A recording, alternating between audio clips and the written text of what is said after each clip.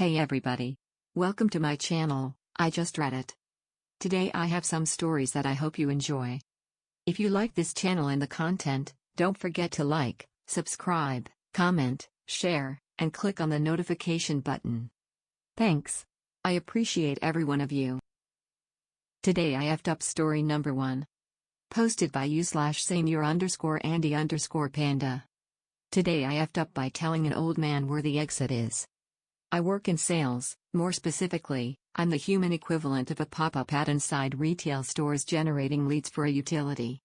I get blown off, or outright ignored by the majority of people I interact with.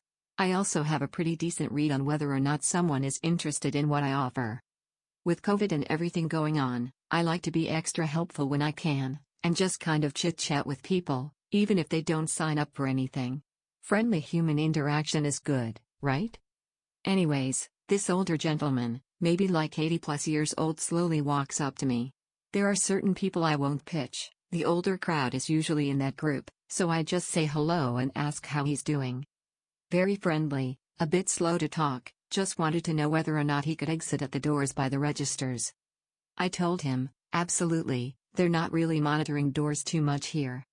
Off he went to the exit. A few minutes go by and an older woman comes up and asks if I had seen her husband. I described his mask, and his flannel, and she confirmed that was him. Oh Lord, he has Alzheimer's. Fuck. He was in a flannel, and it's like 90 degrees today, and I kind of just directed him out to the hot parking lot. I hurry outside and wander around for a few minutes and find the man. Confused as all hell.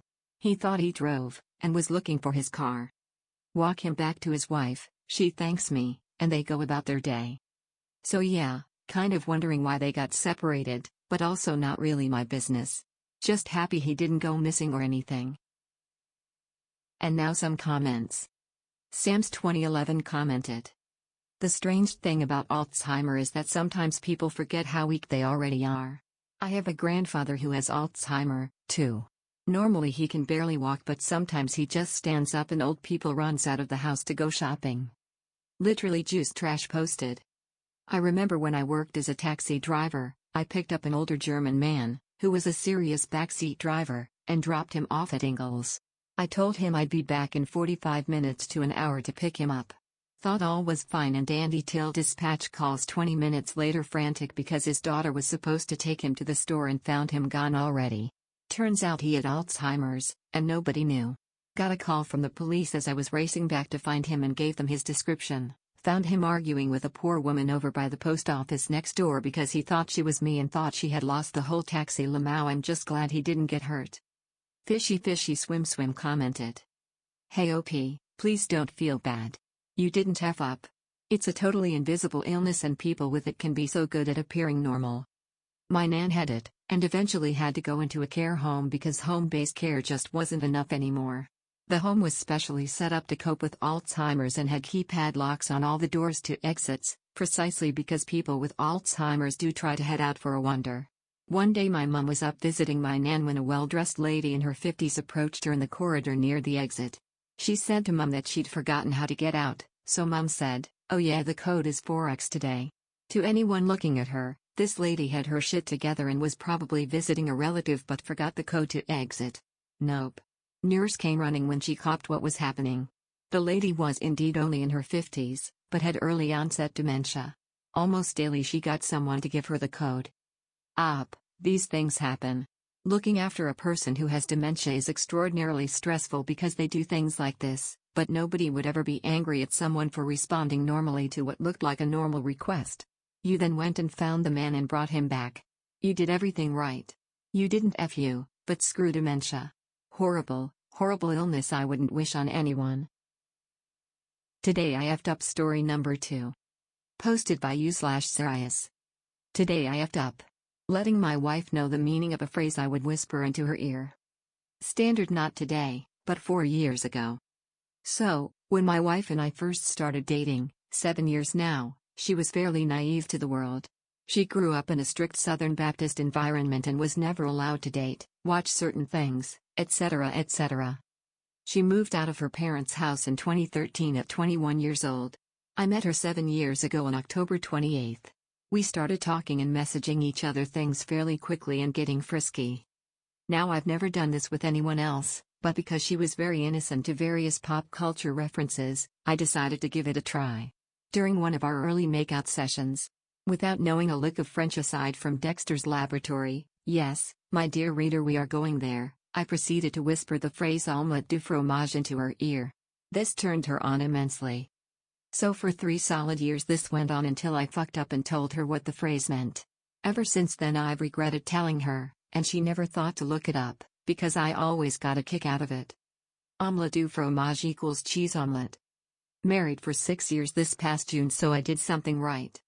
Edit, forgot to add that she in fact hates cheese. Edit 2, thanks for all the laughs and first awards lol. My wife and I are both laughing because we've held off on posting this, but it's a hilarious story. Edit 3, I've only seen a few, 2 to 3, naysayers. I can fully assure you that this is in fact true. It's still hilarious to this day that I managed to go for so long and give her the feels by using a cheesy line. Did I mention we have 2 kids? So, dad joke included at no extra charge. Now for some comments. Elvis Harchercrafts commented. The wife here. In my defense, I had never been in any sort of relationship before him, so a lot of things turned me on. Mr. Hooper's dead commented. My GF adopted 2 small dogs and she loved my suggestion that she name them Frank and Beans. It was nearly 2 years of listening to her call Frank and Beans every day before she caught on. Louisa Pitt said. Hey, that's not so bad. I dated a Brazilian who said the word Joelio, and for whatever reason, I turned into mush. Later on, I learned it simply meant knee, like your knee, but it is still one of the sexiest words I've ever heard. Today I effed up story number 3. Posted by you/done, the weed. Today I effed up after getting high with my fiancé. Last night I finally managed to convince my fiancé to smoke weed with me. She's always been anti-420, but now that we're just a few weeks away from getting married and being all grown up and shit, she's gone full YOLO. Fast forward to me seeing my fiancé high for the first time. She became extremely relaxed and talkative. It was cute at first, listening to her go on and on about life and love. But then shit kind of got specific. She mentioned how she never expected to be with someone like me. I didn't even have to encourage her to explain because the floodgates were already wide open. All those details spilled out without any fucking filter. This is what I learned from my fiancé that I never knew before. Most of her past relationships ended because she was notoriously promiscuous. As per number 1, one of those relationships came to an end after she cheated on her boyfriend by hooking up with his younger brother, while also cheating on the damn brother, with his best friend, who just so happened to be the same sex. I'm the first guy she's had to do the fake orgasm thing with. Apparently, all her exes pushed all the right buttons whereas I don't. My Esme is a turn-off when it comes to sex because she feels like she needs to hold back, so that I don't get too excited and die. All her exes had horse dicks, of course they did. I'm her first average. Those were some of the key points. I was too traumatized to register whatever else she said afterwards. I don't think I blinked for the rest of the evening. Update, even though I knew what my fiancé said would haunt me forever, I was willing to bury it in the back of my mind and pretend like last night never even happened. However, my fiancé wanted to talk. So, we did. It was brutal. She said my mom was right about her being wrong for me. Long story short, all of this shit was building up to her admitting she'd been sending nudes to one of her horse dick exes. A fucking Chad. I'm emotionally destroyed. It doesn't feel real yet, so I have trouble accepting it's over. But it is. Guess I'm returning that ring and getting a PS5. Appreciate all the advice. Now for some comments. Panda Frosting commented. I'm very curious how this will turn out. Edit, well, I guess we have our answer now guys. The wedding is off and he's getting a PS5, if he can find one by the end of this year. I commiserate with the OP. Thunderwood's Xbox commented. Hugs. Yeah, I'm imagining being in this spot and it's not fun. I'm the type of dude that would probably fixate on this. Not nag about it but internalize it and keep reliving it over and over again. There's only one option, on the next day have a responsible talk. Something like you said some things I wish I didn't hear and were honestly pretty hurtful. This is why I have an absolutely no questions policy about previous lovers, their dick size, ability in the bedroom, etc. Hell, even hearing my mom love David can feel like shit lol. I also don't answer these questions, either. As far as they're concerned, everyone I've been with is the best lover, most attractive, funniest, etc. etc. There's literally no upside to telling your partner your ex fucks better. Orange Tatalian replied. Like what the other Redditors are saying, you should talk about it to her when she's sober. And then give us an update. Edit, I just saw the update. I'm really, really sorry to hear that, man. This would emotionally destroy anyone. But at least you now know the truth before actually tying the knot.